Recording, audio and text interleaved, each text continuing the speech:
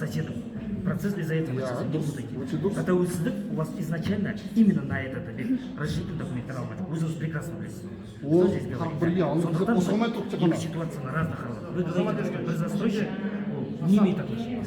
Бұл жерде уже де сот шешімі шығарғаннан кейін акимат кінәлі, ана кісі кінәлі емес деп керек емес. Решать нужно, да, Бұл жерде проблему? проблеманы түп-түгел шешу. Да. Содан сізден көмек сұрап отырмыз. Кінәлі адамды деген ол сіздің міндетің емес. Ол құқық қорғау органдары кінәлі адамды тауып, оларға қатысты шара қолданылады. Заң аясында. Сосын тағы бір сұрақ. Московский 21 үйді бұзамыз деген. Уже или бітіп тұрған үй деген, или бітіп тұр деген үйді бұзамыз деген. Анда үй жоқ. Жер. Анда жерді қазған, фундаменттер істеген, бірдеме істеген, юридический штраф істеп берді. Миллион үстінде. Ол жерде частный ода разрешение бар. Антазасы бар, частный.